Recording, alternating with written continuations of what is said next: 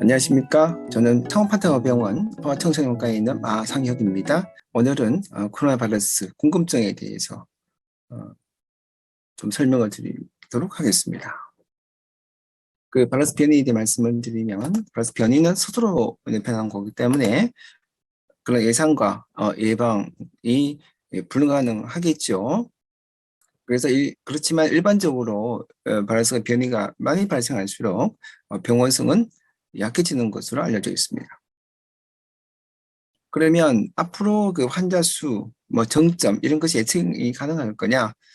예측은 불가능하다 이렇게 말씀을 드릴 수 있고요. 그러면 우리나라 현재 코로나 바이러스 유행은 어떤 양상일 거냐? 환자 수가 절대적으로 많이 늘었고요. 보면 소아청소년, 18세 이하의 소아청소년은 약 한 30%가 되고요. 역시 감염원은 성인들, 하는 사람들의 접촉이 많은 성인들에서 감염이 이루어지면서 퍼진 양상을 보이고 있고요. 그리고 사망에서 보면 50대 이후에 사망을 이제 증가가 시작되는데, 80대가 되면 급격히 증가되는 추세를 보이는 걸로 되어 있습니다. 그리고 감염 후 7일 이내에는 심근경색의 위험도가 2배로 증가되는 것으로 알려져 있습니다. 코로나 바이러스 감염은 감염되고 하는데 바이러스가 재생이 증가되면서 양이 증가되고요. 그러면서 면역 반응에 의해서 그러니까 염증 반응이 진행이 되고 염증 반응이 진행되면서 증가된 염증 사이토칸에 의해서 조직이나 기관이 손상이 되고요. 그래서 우리 눈에는 이런 폐렴을 보이는 겁니다. 그리고 다른 장기 손상을 보이는 겁니다. 그래서 사이토카인 증가가 항상 문제되는 거고요. 그래서 초기에 이런 감염을 줄이기 위해서는 항바제들을 사용을 해서 이런 것 감염을 조절할 수 있고 모노클 안티바디는 지금 과거에 사용을 많이 했지만 지금은 그렇게 효과 있는 것은 아닌 걸로 알려져 있습니다. 변이 때문에. 그리고 염증 반응 줄이는 거는 스테로이드, IVIG, 바이오로직스가 있지만 현재는 스테로이드가 가장 연구가 많이 되고 있고 그다음에 사용을 많이 하고 있는 실증입니다. 결국은 이제 감염 후에 생기는 이 사이토카인의 증가를 어떻게 조절하느냐에 따라서 예후가 결정이 된다라고 이야기할 수 있겠죠. 이런 그 면역 반응의 면역 조절 기능의 가장 중요한 핵심은 역시 T세포의 기능이었고요. 역시 나이가 들면 이런 T세포의 기능이 떨어짐으로써 우리가 예후가 좋지 않을 수 있다. 이렇게 말씀을 드릴 수가 있겠습니다. 그래서 이런 코비드-19 폐렴 환자와 뉴모니아의 폐렴 환자 사진을 비교해 보시면 사진이 확연히 차이가 나죠.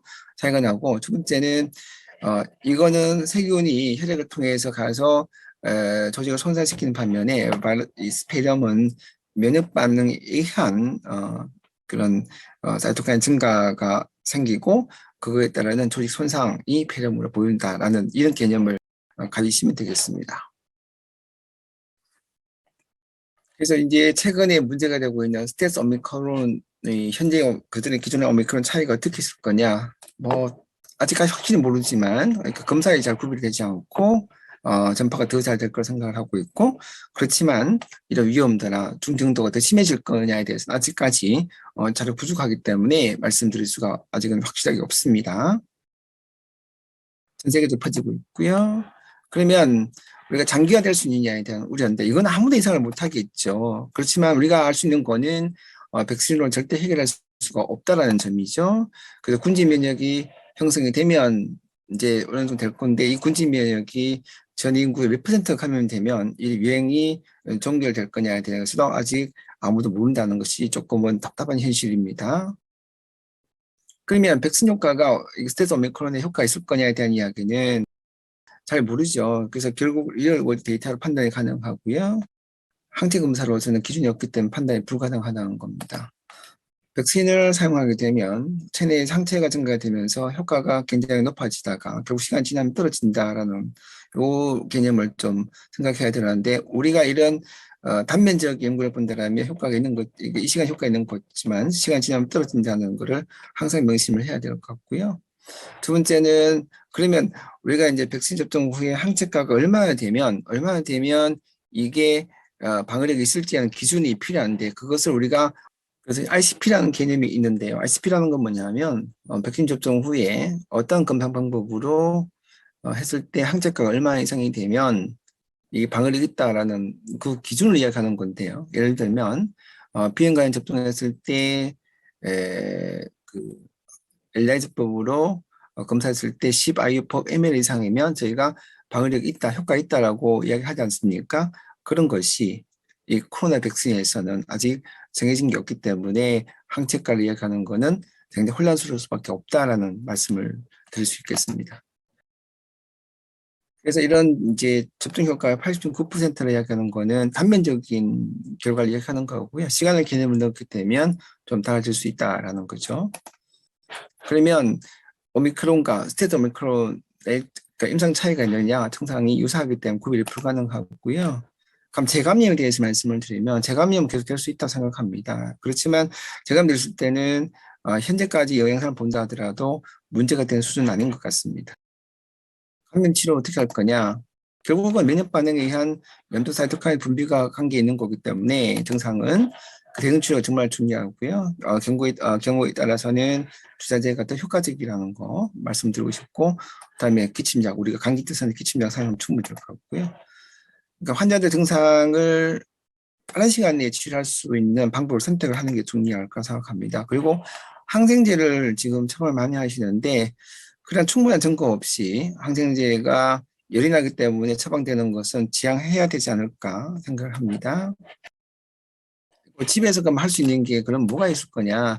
달고 따뜻한 물을 많이 마시고 기침을 할 때는 사탕가도 물고 있고 꿀물 먹고 꿀물은 1세 이상에서 먹을 수 있습니다. 그러니까 반신욕 같은 거 하게 되면 그다음 원활할 수 있고요. 인통이 심해서 먹지 못하는 경우에는 플레인 요구르트, 바나나, 우유를 혼합해서 이제 요거를 차갑게 해서 이제 갈아서 드시게 되면 그나마 조금 도움이 될 수가 있습니다. 자, 그래서 얘는 독감 때문에 밤새도록 일어나서 나서 아파서 왔고요. 1시간 후에 애가 이렇게 행복해졌습니다. 이유는 여기에 정맥주사로 우리가 이제 NSAID를 사용했기 때문에 그런 거거든요. 그래서 환자의 고통의 시간을 줄여주는 것이 대증치료의 핵심이라고 생각한다면 우리의 선택은 무엇일 건가에 대해서 고민이 필요하겠죠.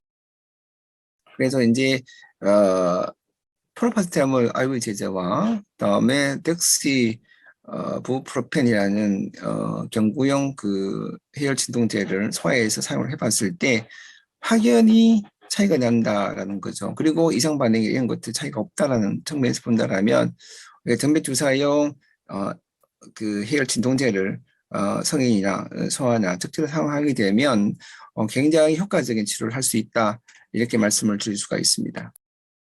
그러면 소아에 사용할 수 있는 NSAID가 뭐가 있느냐? 파라세타몰, 이부프로펜, 나프록센이 있고 국내에는 두 가지만 있죠. 파라세타몰과 이부프로펜이 있고요. 피오 제제가 둘 다 있고 IV 제제 둘 다 있습니다.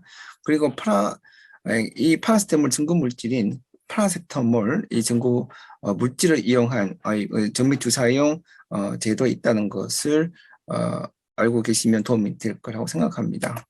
그리고 다른 NSAID에서는 캐토락트 제제를 저는 추천을 드리는데요.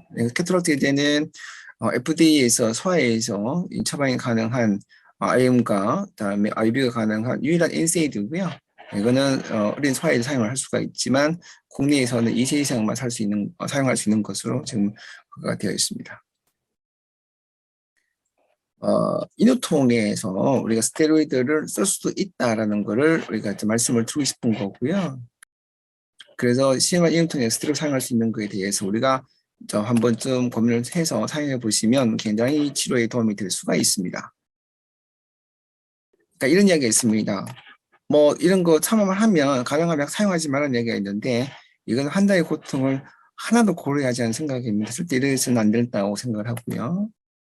항브라티제의 사용은 팍스로비드, 라게브리오 등을 사용할 수가 있습니다. 적응증은 이렇게 나와 있는 12세 이상 40kg, 그다음에 뭐 임산부 18세 미만 소아청소년 사용 못하도록 되어 있는 상황이고요. 이거는 조기에 적절한 사용을 잘하게 되면 고위험군에 굉장히 도움 줄 수 있고 그러니까 중증화를 예방할 수 있는 효과가 분명히 있습니다. 재감염이 되고 뭐 그다음에 확진해서 3개월 걸린 소요 시간이 된다 뭐 이런 이야기가 있는데 이게 전혀 근거가 없는 이야기고요. 자, 그러면 코로나 격리 해제 이후에 증상이 전혀 없는데 이걸 뭐 엑스레이 찍어서 폐 상태를 확인하라는 권고도 있습니다만은 이거 역시 전혀 필요 없다라는 말씀을 드리고 싶습니다. 그래서 코로나 환자의 치료는 우리가 이제 고위험군은 조기 발견, 그다음에 조기 치료가 중요하고요. 그리고 환자의 증상을 빨리 좋아지게 할 수 있는 이런 적절한 재정 치료가 주요 핵심이라고 생각합니다. 제 강의 여기까지 마치겠습니다. 고맙습니다.